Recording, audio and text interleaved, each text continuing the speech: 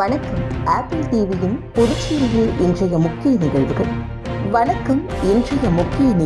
புதுச்சேரியில் படித்த இளைஞர்களுக்கு எந்த ஒரு சிபாரிசும் இல்லாமல் வேலை வழங்கி வருவதாக கூறிய முதல்வர் ரங்கசாமி, நாட்டின் தரத்தை உயர்த்தியவர் பிரதமர் நரேந்திர மோடி என்று கூறியதால் அப்படி ஒன்றும் செய்யவில்லையே என்பதைப் போல பிரசாரத்தின் பொழுது பார்த்து கொண்டிருந்த பொதுமக்கள்.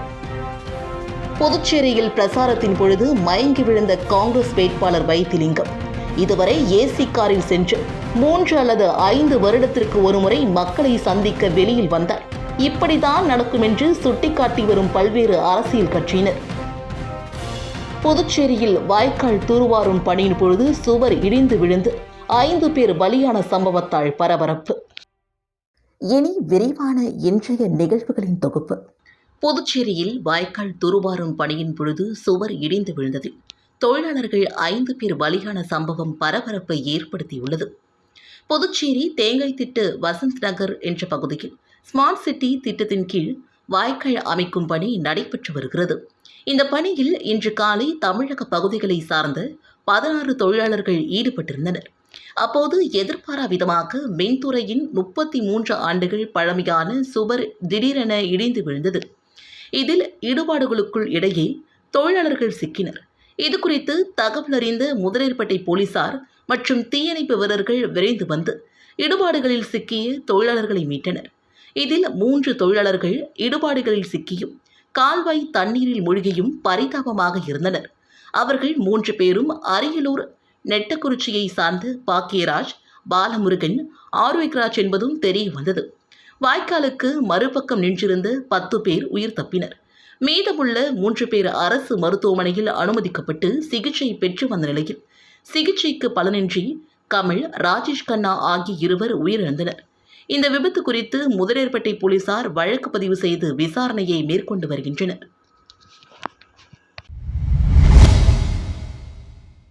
இந்திய நாட்டின் தரத்தை உயர்த்தியவர் பிரதமர் மோடி என மங்களம் சட்டமன்ற தொகுதிக்குட்பட்ட தேர்தல் பிரசாரத்தில் புதுச்சேரியின் முதலமைச்சர் ரங்கசாமி அவர்கள் பெருமிதம் கொண்டார்.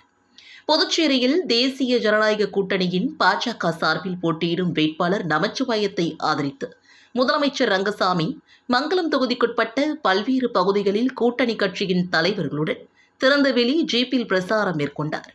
இதில் அமைச்சர் தேனி ஜெயக்குமார், முன்னாள் சேர்மன் பாலமுருகன் மற்றும் கூட்டணி கட்சியினர் பலரும் கலந்து கொண்டனர். இதில் முதல்வர் ரங்கசாமி அவர்கள் பேசுகையில், மத்திய அரசு அனைவருக்கும் வீடு, வங்கி கணக்கு மற்றும் தரமான சாலை வசதியை செய்து கொண்டிருப்பதாகவும், மேலும் நாட்டின் தரத்தை உயர்த்தியவர் பிரதமர் என்றும் அவர் பெருமிதம் கொண்டார்.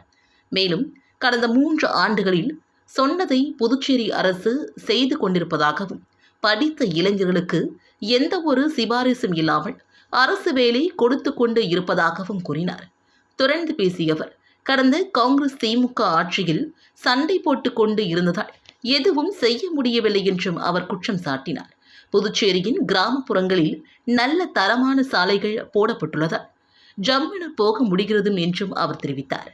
மக்களுக்கு தேவையானதை அரசு விரைவாக செய்து வருவதாகவும், பாஜக வேட்பாளர் நமச்சிவாயம் வெற்றி பெற்றால் பல திட்டங்களை கொண்டு வர முடியும் என்றும், கடந்த 5 ஆண்டுகளில் காங்கிரஸ் எம்பி கூறியதை கேட்கக்கூடிய நிலையில் மத்திய அரசு இல்லை என்றும் அவர் தெரிவித்தார்.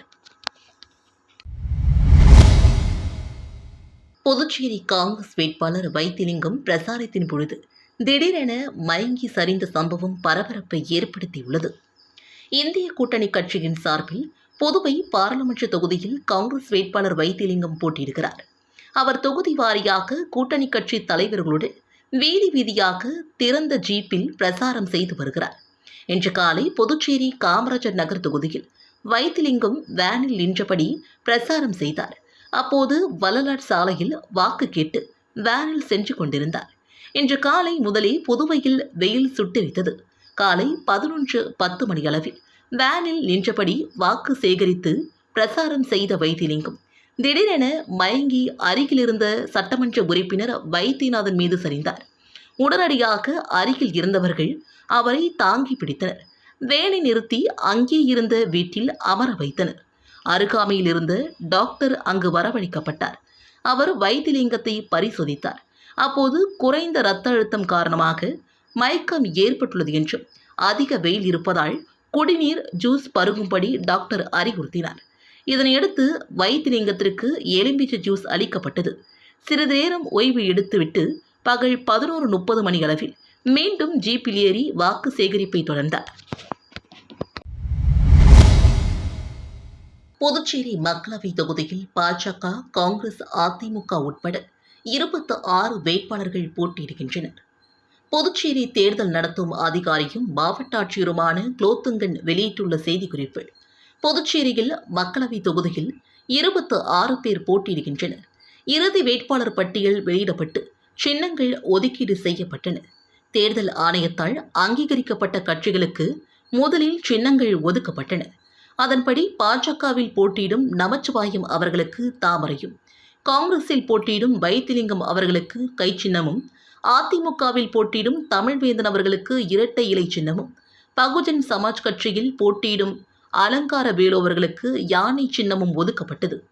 வேட்பாளர் இறுதி பட்டியல் வெளியான நிலையில் வாக்கு சீட்டுகள், தபால் வாக்குகள், 85 வயதுக்கும் மேற்பட்டோர், மாற்றுத்திறனாளிகளின் வாக்குப்பதிவுக்கு வாக்குச்சீட்டுகள் அச்சடிக்கும்படி தொடங்கப்படும் என்றும் தேர்தல் துறையினர் குறிப்பிட்டனர். வேட்பாளர்களில் நாம் தமிழர் கட்சி மற்றும் 2 சுயேட்சைகள் உட்பட 3 பெண்கள் வேட்பாளர்களாக போட்டியிடுகின்றனர்.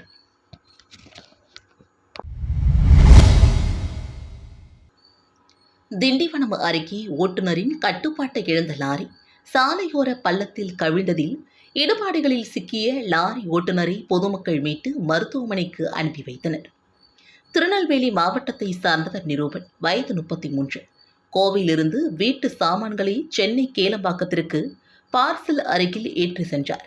பார்சல் லாரி திண்டிவனம் அடுத்து பாஞ்சாலம் அருகே சென்று கொண்டிருந்த பொழுது முன்னால் சென்ற கார் திடீரென்று இடது பக்கம் திரும்பியதால் அதன் மீது மோதாமல் இருக்க ஓட்டுநர் நிரூபன் லாரியை இடதுபுறமாக திருப்பியுள்ளார். இதில் ஓட்டுநரின் கட்டுப்பாட்டை இழந்து நிலை தடுமாறிய லாரி சாலையோர பள்ளத்தில் கவிழ்ந்தது. மேலும் விபத்துக்குள்ளானது. பள்ளம் இருந்ததால் லாரியின் முன்புறம் சேதமடைந்து சிக்கிக் கொண்டது. இதனால் லாரியின் இடிபாடுகளுக்கிடையே சிக்கிய ஓட்டுநரால் வெளியே வர முடியவில்லை. காப்பாற்றுமாறு நெடுஞ்சாலையில் சென்றவர்களிடம் அபாய குரல் எழுப்பியதால் சாலையில் சென்றவர்கள் துரிதமாக செயல்பட்டு அவரை உயிருடன் பத்திரமாக மீட்டனர்.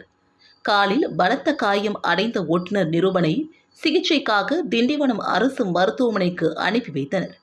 இந்த விபத்து குறித்து போலீசார் வழக்கு பதிவு செய்து விசாரணையை மேற்கொண்டு வருகின்றனர். புதுச்சேரிக்கு மாநில அந்தஸ்து பெற்றுத்தர அதிமுக அழுத்தம் கொடுக்கும் என்று அதிமுக பொதுச் செயலாளர் எடப்பாடி பழனிசாமி வாக்குறுதி அளித்துள்ளார். புதுச்சேரி பாராளுமன்ற தேர்தலில் போட்டியிடும் அதிமுக வேட்பாளர் தமிழ்வேந்தனை ஆதரித்து புதுச்சேரி அதிமுக தலைமையிலான வெற்றி கூட்டணியின் தேர்தல் பிரசார பொதுக்கூட்டம் உப்பளம் புதிய துறைமுகத்தில் நடைபெற்றது. புதுச்சேரி மாநில செயலாளர் அன்பழகன் அவர்கள் இப்பொதுக்கூட்டத்திற்கு தலைமை தாங்கினார். பொதுக்கூட்டத்தில் அதிமுக பொதுச் செயலாளர் எடப்பாடியார் அவர்கள் கலந்து கொண்டு வேட்பாளர் தமிழ்வேந்தனை அறிமுகம் செய்து வைத்து அவரை ஆதரித்து சிறப்புரையும் ஆற்றினார். அப்போது பேசிய அவர், புதுச்சேரி பொறுத்தவரையில் யூனியன் பிரதேசம், இதில் அதிகாரம் படைத்தது துணைநிலை ஆளுநர்தான். மக்களால் தேர்ந்தெடுக்கப்பட்ட அரசாங்கம் கைகட்டி வேடிக்கை பார்க்கின்ற அவலநிலை தொடர்ந்து புதுச்சேரியில் இருந்து கொண்டிருக்கிறது. இதையெல்லாம் நீக்க வேண்டுமென்றால் அதிமுக வேட்பாளர் தமிழ்வேந்தனை வெற்றி பெற செய்ய வேண்டும். புதுச்சேரி தனி மாநில அந்தஸ்து பெற வேண்டுமென்றால் அதிமுக வெற்றி பெற வேண்டும். புதுச்சேரி வேட்பாளரோடு தமிழகத்தை சார்ந்த 39 மக்களவை வேட்பாளர்கள் போட்டியிட்டு வெற்றி பெறுவார்கள். அவர்களும் புதுச்சேரி தமிழ்வேந்தனும் இணைந்து புதுச்சேரிக்கு மாநில அந்தஸ்து பெறுவதற்கு நாடாளுமன்றத்தில் அழுத்தம் கொடுத்து பெறுவார்கள் என்றும், அது அதிமுகவால் மட்டுமே முடியும், வேறு எந்த கட்சியாலும் முடியாது என்றார்.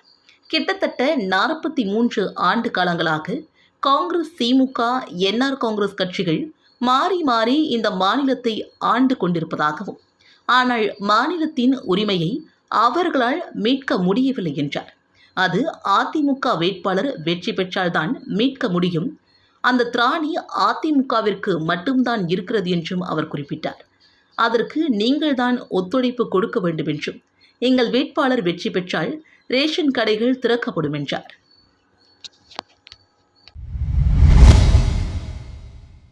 ஏம்பலம் தொகுதியில் தனியார் திருமண மண்டபத்தில் காங்கிரஸ் வேட்பாளர் அறிமுக கூட்டம் நடைபெற்றது. எதிர்வருகின்ற 19ஆம் தேதி நடைபெறவுள்ள பாராளுமன்ற தேர்தலை ஒட்டி புதுச்சேரி மாநிலம் தேர்தல் பிரசாரம் களை கட்டி வரும் நிலையில் நேற்று மாலை ஏம்பலம் தொகுதிக்குட்பட்ட கரிக்கலாம்பாக்கம் பகுதியில் தனியார் திருமண மண்டபத்தில் காங்கிரஸ் தலைவரும் பாராளுமன்ற வேட்பாளருமான வைத்திலிங்கம் அவர்களை ஆதரித்து வேட்பாளர்கள் அறிமுக கூட்டம் நடைபெற்றது. இக்கூட்டத்தில் புதுச்சேரியின் முன்னாள் முதலமைச்சர் நாராயணசாமி, சட்டமன்ற உறுப்பினர் வைத்தியநாதன், எதிர்க்கட்சித் தலைவர் சிவா, முன்னாள் அரசு கொறடா ஆனந்தராமன், முன்னாள் சட்டமன்ற உறுப்பினர் நீல கங்காதரன் மற்றும் அனைத்து கூட்டணி கட்சியின் தலைவர்கள், தொண்டர்கள் என்று 1000க்கும் மேற்பட்ட கட்சியின் பிரமுகர்கள் இக்கூட்டத்தில் கலந்து கொண்டு எதிர்வரும் பாராளுமன்ற தேர்தலில் காங்கிரஸ் வேட்பாளராக வலம் வந்து கொண்டிருக்கும் வைத்திலிங்கம் அவர்களை பல ஆயிரம் ஓட்டுகள் வித்தியாசத்தில் வெற்றி பெற முழு மூச்சாக திகழ வேண்டும் என்பதனை கூட்டத்தில் கட்சியின் தலைவர்கள், கட்சியின் தொண்டர்கள் இக்கூட்டத்தில் முடிவெடுத்தனர். மேலும் வேட்பாளரான வைத்திலிங்கம் கூறுகையில், பாராளுமன்ற தேர்தலில் பாஜக கட்சியின் வேட்பாளருக்கு பயம் வந்துவிட்டதாகவும், இதுவரை கூட்டணி கட்சியில் உள்ள பாஜக கட்சியினரால் புதுச்சேரி மாநிலத்திற்கு எந்த ஒரு மாற்றமும் இல்லாத நிலையில் தற்போது விளங்குவதாகவும் தெரிவித்தார். கொலை, கொள்ளை, கஞ்சா, போதைப் பொருள் என்று கணக்கில் அடங்காத குற்றங்களை மென்மேலும் நடந்து வருவதாகவும், இவைகள் அனைத்தையும் மாற்ற வேண்டும் என்றால் காங்கிரஸ் வேட்பாளர் வைத்திலிங்கம் அவர்களை ஆதரித்து கை சின்னத்தில் வாக்களிக்க வேண்டும் என்றும் முடிவெடுக்கப்பட்டது. இந்த ஏற்பாட்டினை முன்னாள் அமைச்சர் கந்தசுவாமி அவர்கள் செய்திருந்தார். மரக்காணம் அன்னை சமுதாய கல்லூரி மற்றும் ஸ்ரீ மணக்குள விநாயகர் மருத்துவக் கல்லூரி மற்றும் மருத்துவமனை இணைந்து மாபெரும் இலவச கண் பரிசோதனை முகாம் நடத்தினர். விழுப்புரம் மாவட்டம் மரக்காணம் பகுதியில் செயல்பட்டு வரும் அன்னை சமுதாய கல்லூரி மற்றும் புதுச்சேரி ஸ்ரீ மணக்குள விநாயகர் மருத்துவக் கல்லூரி மற்றும் மருத்துவமனை மற்றும் மாவட்ட பார்வை இழப்பு தடுப்புச் சங்கம் சார்பில் மாபெரும் இலவச கண் பரிசோதனை முகாம் நடைபெற்றது. இந்த இலவச கண் பரிசோதனை முகாமிற்கு மரக்காணம், கந்தாடு, கழிக்குப்பம், புதுக்குப்பம், எக்கியார்குப்பம் உள்ளிட்ட பல கிராமங்களில் இருந்து 100க்கும் மேற்பட்ட பொதுமக்கள் கலந்து கொண்டு கண் பரிசோதனையை மேற்கொண்டு பயன்பெற்றனர். மேலும் கிட்டப்பார்வை, தூரப்பார்வை உள்ளவர்களுக்கு கண் கண்ணாடிகள் குறைந்த விலையில் முகாம் நடைபெறும் இடத்திலேயே வழங்கப்பட்டது. தேர்தல் துறை சார்பில் வருகின்ற பாராளுமன்ற தேர்தலில் 100% வாக்குப்பதிவு குறித்து மணல் சிற்பம் மற்றும் படகில் சென்று விழிப்புணர்வு நிகழ்ச்சி நடைபெற்றது. விழுப்புரம் மாவட்டம் தேர்தல் துறை சார்பில் வருகின்ற பாராளுமன்ற தேர்தலில் 100% வாக்குப்பதிவு குறித்து பல்வேறு இடங்களில் பொதுமக்களுக்கு விழிப்புணர்வு நிகழ்ச்சிகள் நடைபெற்று வருகின்றன. இந்நிலையில் விழுப்புரம் மாவட்டம் கோட்டக்குப்பம் அடுத்த தந்திராயன் குப்பம் கடற்கரை பகுதியில் மணல் சிற்பத்தில் 100% வாக்குப்பதிவு குறித்து பொதுமக்களுக்கு விழிப்புணர்வு நிகழ்ச்சி நடைபெற்றது. மேலும் அதனைத் தொடர்ந்து 10க்கும் மேற்பட்ட படகில் பேரணியாக மாவட்ட ஆட்சியர் பழனி தலைமையில் வருவாய் துறையினர், தேர்தல் துறையினர், மீன்வளத்துறையினர் உள்ளிட்ட அதிகாரிகள் படகில் சென்று பொதுமக்களுக்கு விழிப்புணர்வு செய்தனர்.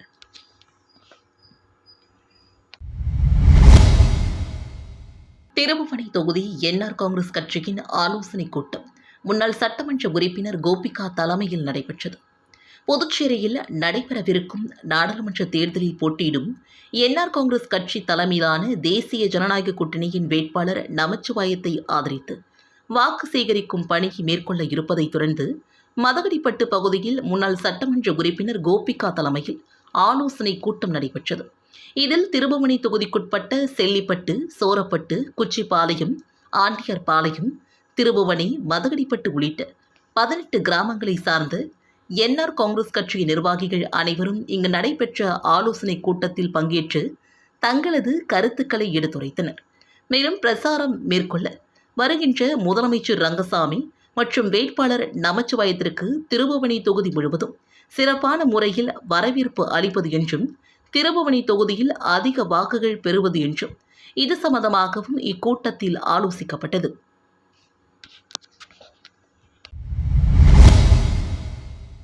ஊசூர் தொகுதியில் பாஜக வேட்பாளர் நமச்சிவாயத்தை ஆதரிக்க வேண்டி பாமக சார்பில் கூடப்பாக்கம் பகுதியில் ஆலோசனைக் கூட்டம் நடைபெற்றது.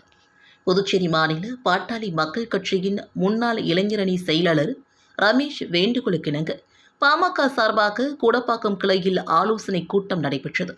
இக்கூட்டத்தில் அனைவரும் ஒற்றுமையாக செயல்பட்டு தேசிய ஜனநாயக கூட்டணியின் பாஜக கட்சியின் வேட்பாளர் நமச்சிவாயம் அவர்களுக்கு அதிகப்படியான வாக்குகள் வித்தியாசத்தில் வெற்றியடைய செய்ய பாடுபட வேண்டும் என்றும் ஒருமனதாக தீர்மானம் நிறைவேற்றப்பட்டது. ஆலோசனைக் கூட்டத்தில் மண்டல துணை செயலாளர் லோகு, மாநில இளைஞரணி துணைத் தலைவர் விக்னேஷ், பசுமை தாயகம் ஊசுடு தொகுதியின் தலைவர் தினேஷ், ஊசுடு தொகுதியின் வன்னியர் சங்க தலைவர் தமிழ் மற்றும் நிர்வாகிகள் பலரும் கலந்து கொண்டனர். திண்டிவனம் அருகே ஆற்றில் நள்ளிரவில் மணல் திருடிய டிராக்டர்களை போலீசார் பறிமுதல் செய்தனர். விழுப்புரம் மாவட்டம் திண்டிவனம் அடுத்த ஓங்கூர் ஆற்று பகுதியில் நள்ளிரவு நேரங்களில் தொடர்ந்து மணல் கொள்ளை நடைபெற்று வருகிறது. இதனை பெரிய அளவில் மட்டுமே தடுத்து வரும் காவல்துறையும் வருவாய்த்துறையும் மணல் கொள்ளையர்களுக்கு ஆதரவாக செயல்பட்டு வருவதாக அப்பகுதி மக்கள் குற்றம் சாட்டி வருகின்றனர்.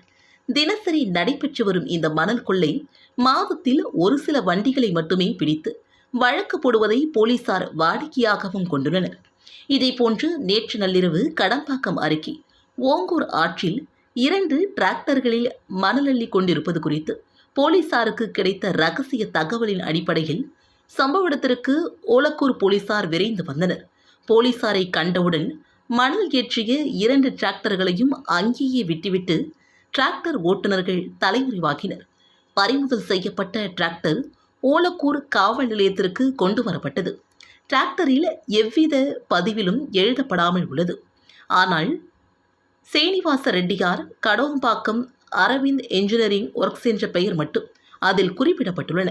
சம்பந்தப்பட்ட காவல்துறையிடம் கேட்டதற்கு வண்டியின் பதிவு இல்லாததால் யாருடைய வாகனங்கள் என்று தங்களுக்கு தெரியாது என்று கூறும் போலீசார் அந்த வாகனத்தில் சீனிவாச ரெட்டியார் கடோம்பாக்கம் மற்றும் கைபேசி எண் குறிப்பிடப்பட்டுள்ளது. இதை வைத்து கூட அவர்களால் யாருடைய வாகனங்கள் என்று கண்டுபிடிக்க முடியவில்லையா என்றும் சமூக ஆர்வலர்கள் கேள்வி எழுப்பி வருகின்றனர்.